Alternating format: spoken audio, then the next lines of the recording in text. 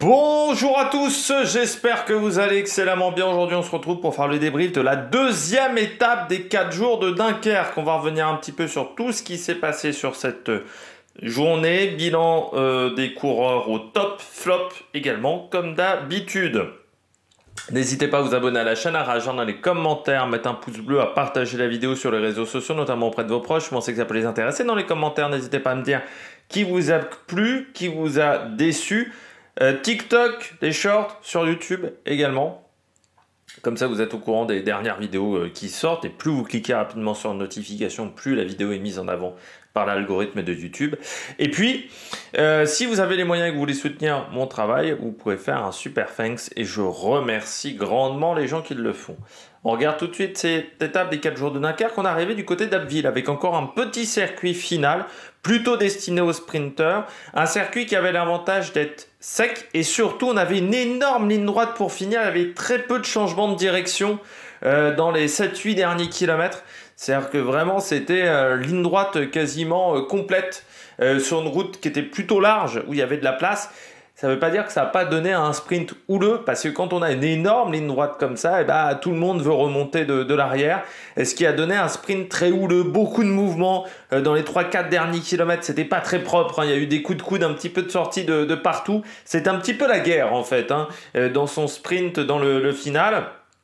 Et il fallait essayer d'éviter de perdre des grosses positions, mais surtout essayer, quand on perdait des positions, de retrouver une bonne roue pour remonter. C'est ce qu'a réussi à faire Sam Bennett, c'est ce qui a manqué un petit peu à Paul Penwet sur cette journée, de réussir à retrouver une bonne roue, à se refaire tracter, parce qu'en fait, il n'y avait pas forcément une équipe qui était devant.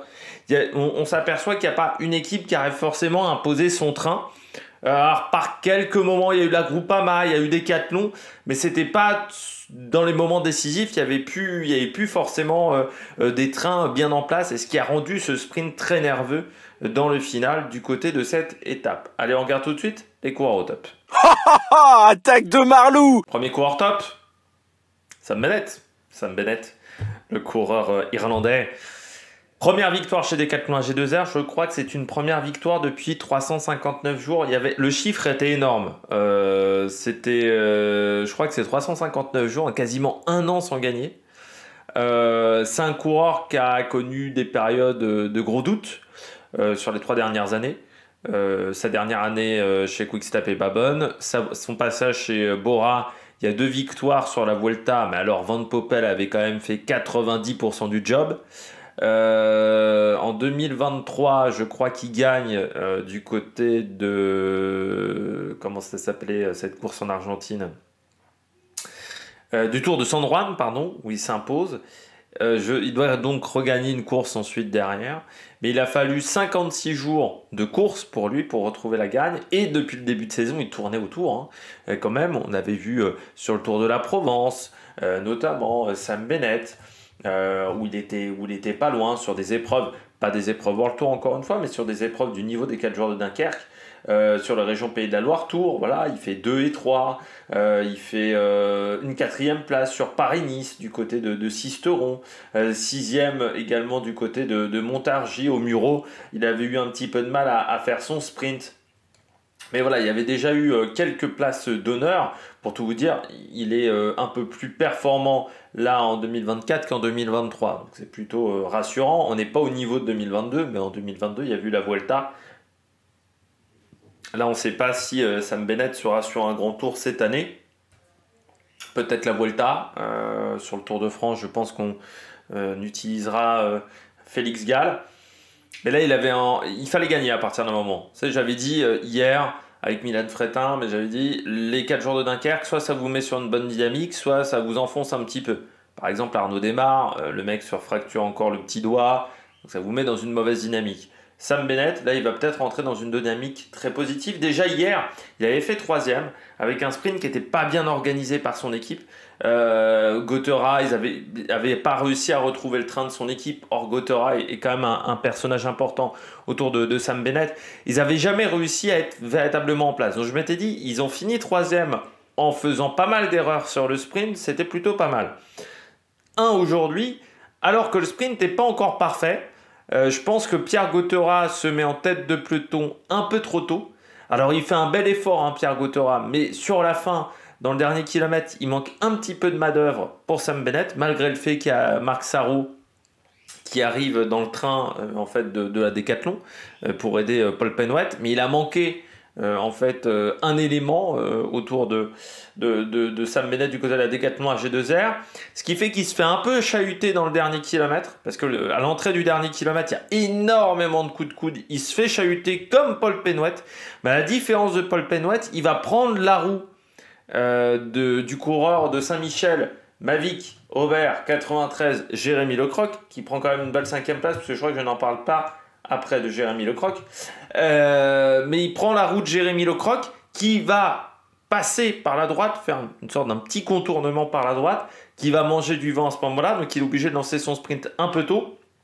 De l'autre côté, vous avez Ackermann qui lance également un petit peu trop tôt, et ce qui fait que lui va profiter du fait qu'Ackermann lance trop tôt et du fait que Jérémy Lecroc va en fait lui servir de poisson pilote et il va réussir à déborder Jérémy Lecroc, et surtout derrière, Paul Penwet n'arrive pas à revenir sur lui parce qu'il fait encore un sprint très intéressant, Bennett, très costaud, mais là il a eu cette chance d'avoir Jérémy Lecroc. S'il prend pas la route de Jérémy Lecroc, je suis pas sûr qu'il gagne le sprint aujourd'hui. Donc il va falloir encore améliorer le train du côté de la G2R, avoir encore un meilleur timing. Mais Sam Bennett, moi j'avais un peu peur depuis le début de saison, c'est le fait est qu'il avait plus beaucoup de confiance en lui. Est-ce qu'il aurait cette capacité à frotter, cette capacité à prendre des risques, à sentir les bons coups qui partent? Parce qu'un sprint, c'est en dixième de seconde, c'est en 5-6 dixièmes de seconde, il faut être dans la roue. Si t'es pas dans la roue, c'est trop tard. L'effort étant très court, ça va tellement vite qu'il faut, avoir le sens, l'activité en termes de réaction pour arriver au bout.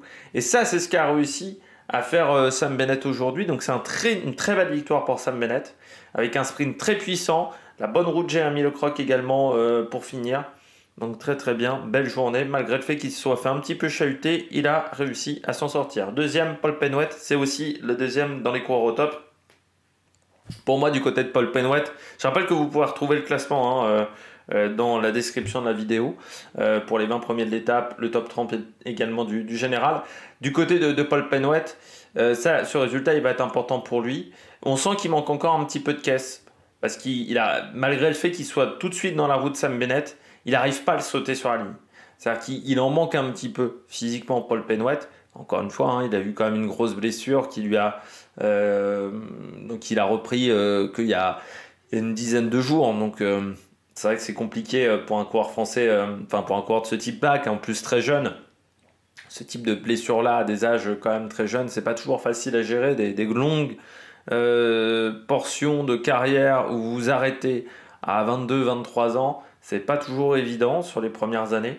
Et là, Paul Penwet, le sprint est pas mal, il lui en manque un petit peu. C'est vrai que Marc Sarrault est devant trop tôt. Il manquait du monde du côté de la Groupama FDJ vraiment dans le final, parce que Marc Sarrault, il est devant trop tôt, mais en fait c'est parce qu'il y a déjà personne autour de Paul Penwet. Il aurait fallu du monde. Ils n'ont pas réussi à être aussi performants, je dirais, que du côté de l'équipe Décathlon à G2R. Et dans le final, il se fait bien chahuter lui par VMAS, ce qui fait que il se retrouve un peu devancé par Bennett. Il suit Bennett, mais comme Bennett ne s'écroule pas dans son sprint, ça s'est plutôt bien passé.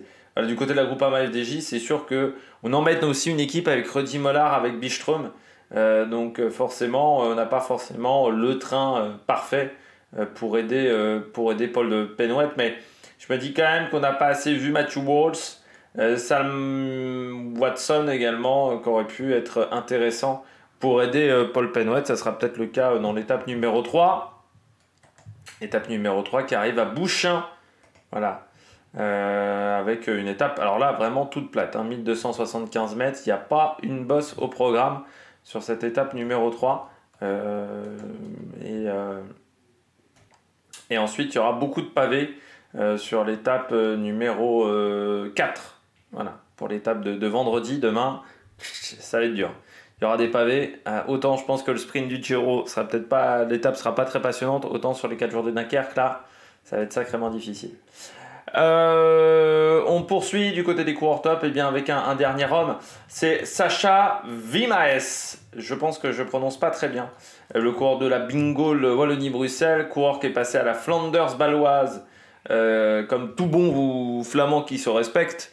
On passe toujours un moment dans sa carrière du côté de Sport Vlaanderen.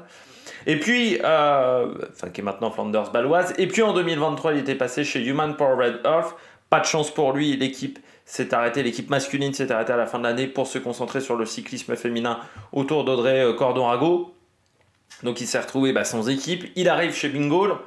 Mais ce qui est assez surprenant, c'est que sans forcément avoir un gros palmarès. C'est un coureur qui est professionnel depuis 2018. Mais quand on regarde bien, il y a une étape à travers les Hauts-de-France en 2018. Il y a une victoire sur le Tour de Langawi, c'est sa seule véritable victoire chez les professionnels. Il avait fait un bon Tour de Langawi l'année dernière. Il avait fait deuxième également d'une étape du Tour de Danemark en 2022, où il y avait du bon monde. Il y a souvent du bon monde maintenant sur le Tour de Danemark. C'est une course qu'on va essayer de débriefer cette année. Mais comme ça arrive à un moment qui ne va pas être facile au mois d'août, j'aimerais bien débriefer le Tour du Danemark, parce qu'il y a souvent du monde. Il n'y a pas le mal de courses en août. J'aimerais bien débriefer un peu plus de courses en août que seulement la Vuelta. Mais avec les Jeux Olympiques, les Jeux Paralympiques, ça va pas être évident, mais on va essayer de le faire. On va avoir un mois d'août qui va être, avec le Tour de France Femmes aussi, qui va être très très dense. Mais du côté de Sacha Wimaes, non, c'est bien, c'est un coureur qui a su imposer son physique dans le final. Parce que je peux vous dire que lui, il s'est pas fait bouger. Penwet, Bennett se sont fait un petit peu... ils se sont fait bousculer. Lui, on a essayé de le bousculer. Il n'a pas bougé. En même temps, c'est pas un petit physique. C'est 1,77, 73 kg. Voilà. C'est un peu comme du Caden Groves, qui fait 1,76 et 76 kg. Voilà, c'est à peu près la même idée. Donc ça veut dire quand il y a le même nombre de centimètres que de kilos, normalement c'est qu'on est plutôt sur des coureurs qui sont difficiles à vraiment bouger, difficiles à mettre en difficulté. Mais c'est vrai que depuis le début de saison, là, je regardais un petit peu ses résultats. Sur le Tour de Hongrie, il prend la 9e place du premier sprint. C'était l'année dernière. Et en 2024, il y a eu le Tour de Turquie où il avait fait ni deuxième sur l'étape d'Antalya. Il y avait notamment Andresen Jakobsen sur ce Tour de Turquie. Et 11e du classement des sprinters, où il y avait Lonardi également qui hier a fini 3e. Yuri Letao qui en ce moment est en Grèce et a remporté le prologue, a fini 2e de la deuxième étape du Tour, de la première étape du Tour d'Hellas. Donc là, il était devant par exemple un Rory Tozen, devant un Jenson Plowright également. Donc pour des coureurs de sprinters, c'est pas mal. Et puis là, donc, il est 11e de la première étape, 3e aujourd'hui. Donc, puis là, je trouve qu'il a été très intéressant dans le final. Je l'ai regardé, je me disais, c'est qui le Bingoal? Mais vraiment, dans les 2 derniers kilomètres, on essaye de le chahuter, on va dire. Et il n'a pas bougé d'un centimètre. Donc ça, c'est plutôt pas mal. Coureur qui est en fin de contrat en 2025 avec la Bingoal. Ça pourrait être intéressant de le voir progresser. Encore une fois, c'est un coureur qui n'est pas passé forcément dans les meilleures structures de deuxième division parce que Human, il y avait peu de moyens. Vlaanderen baloise. C'est quand même compliqué depuis quelques années. Donc là, voilà, il va peut-être retrouver un peu des bonnes structures, des bonnes sensations. Bingoal, c'est intéressant. Je dirais que ce n'est pas encore la meilleure équipe de deuxième division, mais je pense que c'est une équipe où on peut progresser, on peut grandir du côté de cette structure. Il fera les boucles de la Mayenne à partir du 23 mai. Donc ça sera le jeudi prochain. Donc je verrai si on peut faire les boucles de la Mayenne. J'aimerais bien les faire, mais je ne sais pas si j'y arriverai. En plus, je ne serai pas chez moi à ce moment-là. Et ZLM Tour, ça sera au mois de juin. Il y a 3 mouches désormais dans la pièce. Je vais les buter un peu plus tard, je pense. Ce soir ou demain, je bute des mouches encore. On regarde tout de suite les bonnets d'âne. Du côté des bonnets d'âne de cette journée, je commence avec la DSA. C'est le même constat que la veille. On ne s'est pas trouvé dans le final. C'est-à-dire que c'est quand même con d'être... C'est peut-être l'équipe qui est la plus en place à 15 km de l'arrivée et à 5 km, ils sont plus là. Donc peut-être qu'il faudrait mettre en route un petit peu plus tard et être présent dans les 5 derniers kilomètres. parce que DSM dans le final, on se trouve encore pas. Hein. Il y a Eekhoff, il y a Degenkolb. Ça peut aider quand même sur ces 4 jours de Dunkerque. Le problème, c'est que si on se trouve pas, Casper Van Uden, il pourra pas faire grand chose. Et puis Casper Van Uden, c'est vrai que quand on regarde sa saison, elle est assez atypique parce qu'il avait démarré très fort en Arabie Saoudite. Sur le Tour de l'Algarve, il n'était pas là. Vraiment, on ne l'avait pas vu déjà. Tirreno Adriatico, une 5e place à Follonica, sinon pas de top 10. Et depuis Tirreno Adriatico, il est assez loin. Son autre top 10, c'est du côté du Touquet, lors de l'étape de la veille. Mais pour le moment, c'est pas parfait du tout du côté de Casper Van Uden. Même si je pense que c'est l'avenir du sprint du côté de cette formation DSM plus que Jacobsen, il faudrait peut-être l'aider. Et c'est vrai que c'est là où on s'aperçoit aussi que DSM, qui a été pendant très longtemps une équipe de qualité pour faire des trains, pour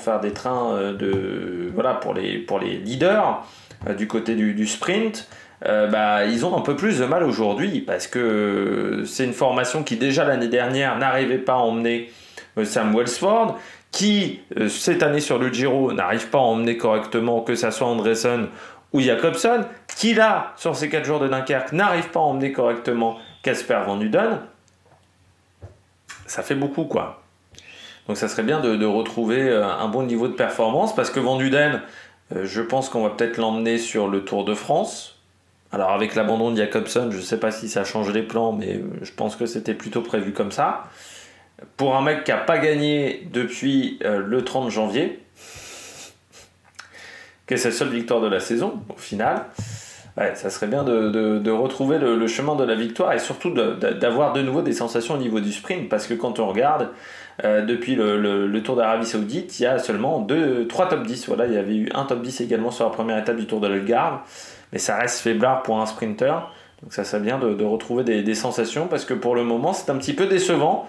Coureur qui a 22 ans aussi, donc c'est vrai que être dans une spirale un petit peu négative, c'est pas forcément évident. Et là, je trouve que on ne se trouve pas du tout du côté de la DSM. Donc c'est quand même con sur une course comme celle-là. Milan Menton, c'est pas du tout la saison 2023. Milan Menton 2023, ça se passe très bien jusqu'à la Vuelta. Sur la Vuelta, c'est plus compliqué, il n'est pas dans le coup.